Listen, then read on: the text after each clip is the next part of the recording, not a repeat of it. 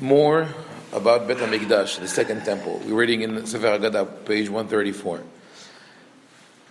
So we have this discussion that appears in the Mishnah, in Masechet Yomah, describing that the way that Kohen Gadol, the high priest, would prepare for Yom Kippur.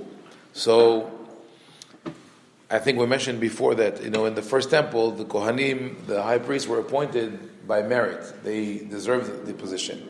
In the second temple, in the second half of the period of the second temple, especially after the Greek invasion to Israel, Kohanim were appointed by nepotism. They were close to the government. They had relatives. They paid for the position. So, and in one case, not recorded in the Midrash, one Kohen was slated to become the next high priest, was actually assassinated by the other Kohanim. They went with him to the mikveh and held him underwater to prevent him from becoming the next. Oh yeah, it was some nasty things were happening there. From that we have the tradition that when the Kohen Gadol would enter the inner sanctuary, the Kodesh HaKodashim, there were cases of people who died there because they were unfit to enter the Holy of Holies, and when that happened too many times, they started tying a rope to the leg of the Kohen.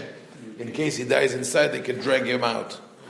So, and that's why the Mishnah says, "V'yom tov haya oseh le'ohavav betzeto b'shalom min hakodesh." He would make it throw a party for his friends and family that he managed to go in and come out in peace.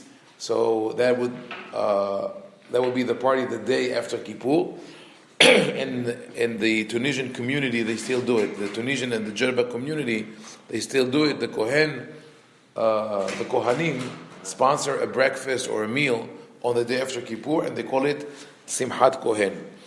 So now we read the Mishnah says the following: שבעת ימים קודם יום כיפורים מפרישים כהן גדול מביתו ללשכת פלדרין. 7 days prior to Kippur, they would take the Kohen Gadol and put him in a separate room, like a dormitory, and מוסרו לו זקנים מזקני בית דין וקוראים לפניו בסדר היום. That sounds like the first line of Masechet Yoma. Yeah, I said it's from the Mishnah. Oh, that's it. Yeah, it's the Mishnah.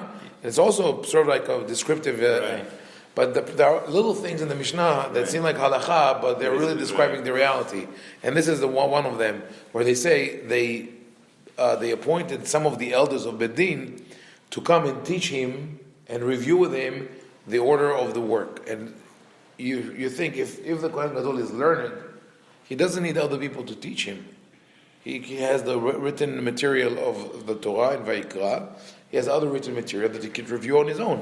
But we see that people, that he needs tutors to teach him that. ואומרים לו, אישי כהן גדול, קראת בפיך, שמא שכחת או שמא לא למדת. We want you to say it out loud to see that you know what you're going to do. So that shows us that we're talking with someone who might be an ignorant.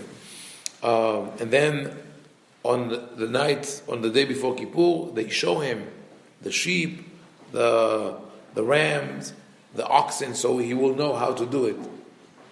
Again, someone who's not qualified, and maybe they're training him.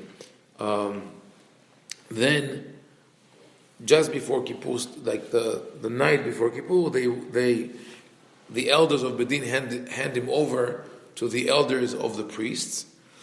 They take him to the quarters where he is going to stay for that night, and they make him take an oath before he starts the service of Yom Kippur. What is the oath?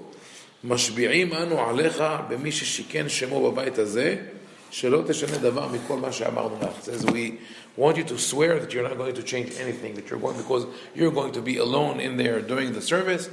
And it shows like how they had such distrust. They didn't know who the person was. He might be disqualified, it might be a heretic, it might be someone who's doing things completely differently, and they both cry. They cry as showing regret for suspecting someone who maybe is innocent, and he cries for being suspected by them. Now, what does he has? He's supposed to stay up all night to be ready to also not to have what is called nocturnal emission of semen that will render him impure. So what does he do all night? There's no TV or internet, right? So they say, "Ima ya hacham doresh, v'im lav talmidei hachamim dorshim lefanav." If he's knowledgeable, he teaches, he gives the class.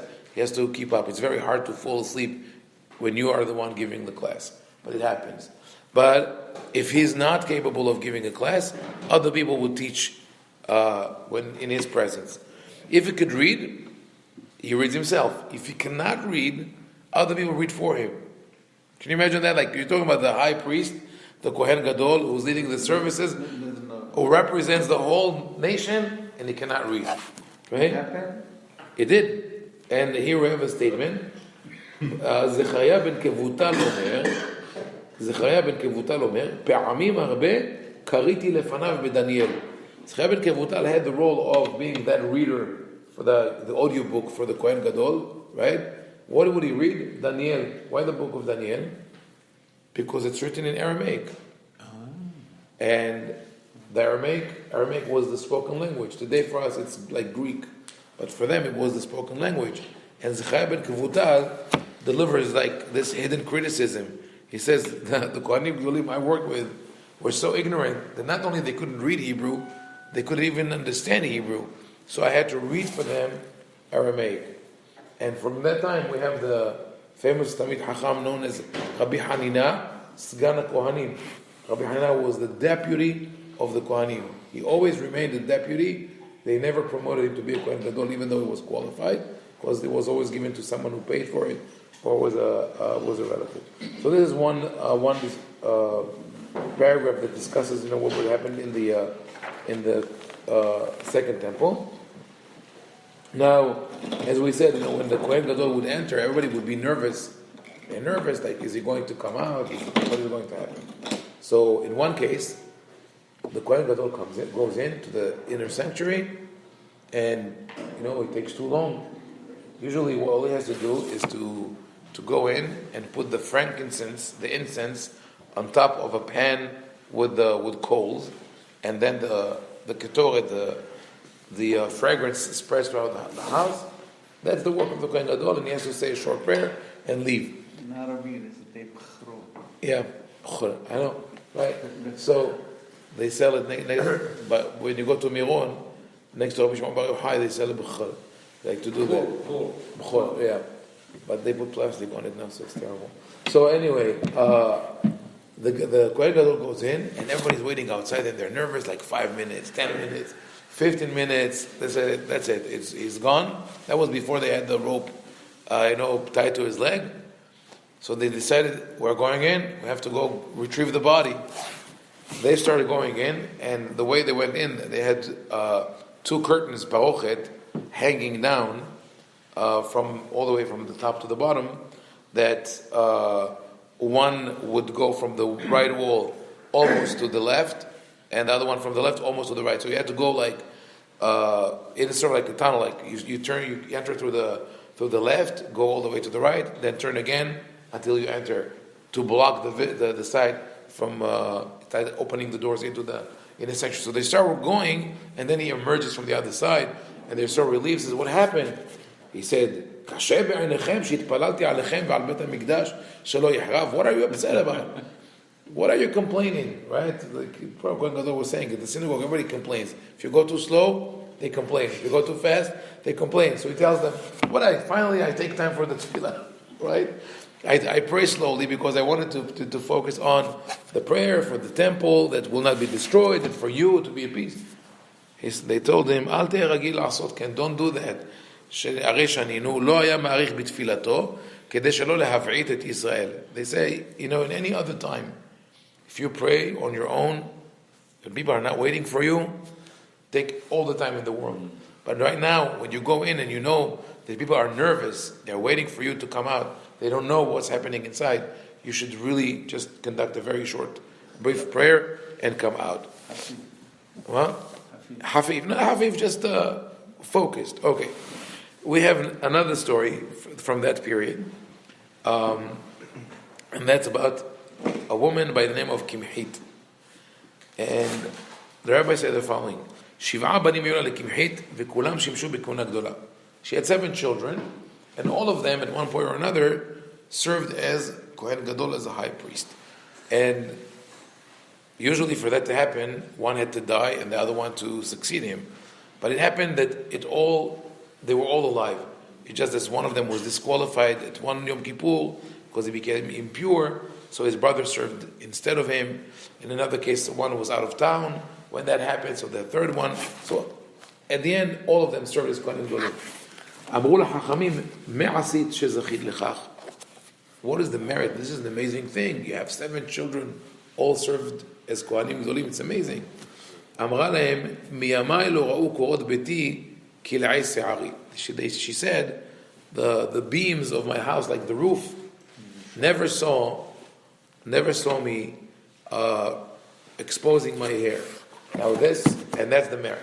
Now this midrash has been used by many rabbis to argue that women must cover their hair, because here you see Kimhit says that, and she got such a reward.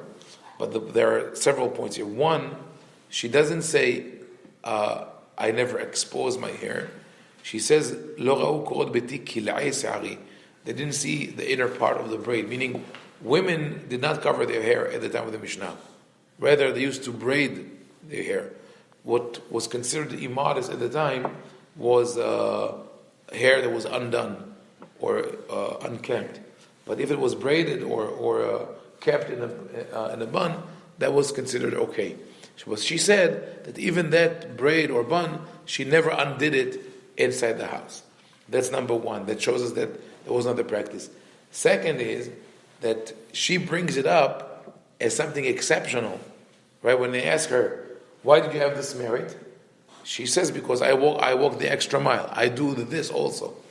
So it means that other people didn't do it because it wasn't necessary. Well, actually, the argument at least that I heard with regards to that is that the extra mile is the fact that she did inside the house, which halachically they say that inside the house you're allowed to have everything covered versus outside. Yeah. Some people argue that, but korot beti, in the house there are people who can see you or cannot see you. So it's but I hear this argument. But the third thing, and this is something that Rabbi Yosef Meshash brings in his discussion of the story, is the end of the story. What was the response of the rabbis when they heard her saying that? Amru la, harbe nashim asu kach velo ho'ilu. Many other people did that and it didn't work for them. Meaning, you should not attribute it to that. In any case, that remains open. It's not the only source. I wrote in other places, and all the sources that show that at the time of the Mishnah, women did not cover their hair, and all the discussions about covering were misunderstood. It always speaks about undoing.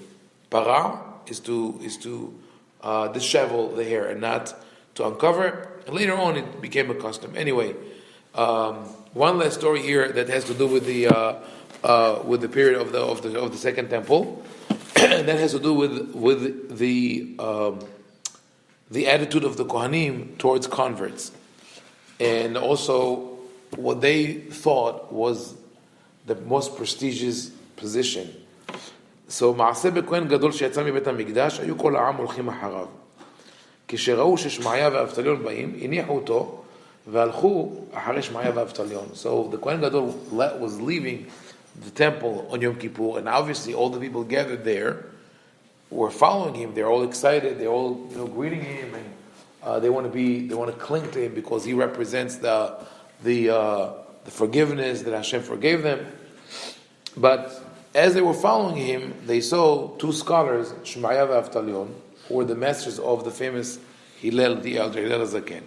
Shmaya and Avtalion were descendants of converts some say from among the Greek officers of Alexander.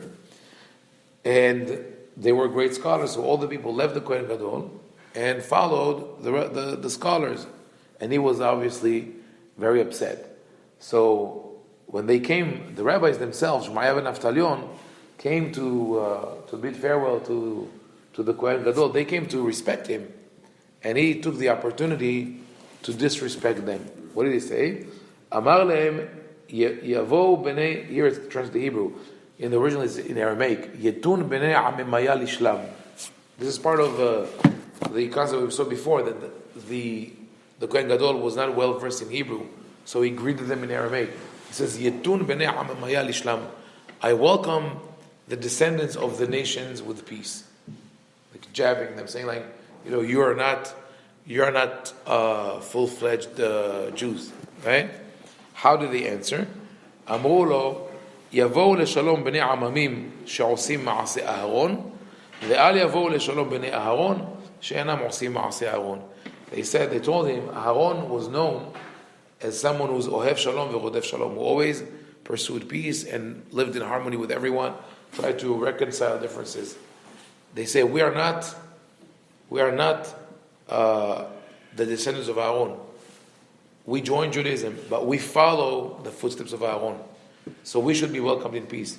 But the one who should not be welcomed and brought in with peace is the descendant of Aaron who deviates from his ways and doesn't respect his legacy. So this midrash is very powerful. True story that shows us also the strong rift and dispute between the rabbis and the Kohanim. The scholar said, the quality that you have is who you are and what you stand for, what are your values, what you learn, what you practice, and not who your parents were. You can have the best genealogy. My grandfather used to say, make sure that your dynasty can start with you and not end with you, right? This is the legacy is a responsibility, is a commitment. Noblesse oblige. We have to live up to your legacy, and this is and eventually what happened really was that the rabbis, the scholars, staged some, you could call it a coup d'état, and dethroned the Kohanim, and they became the new leaders of Am Yisrael.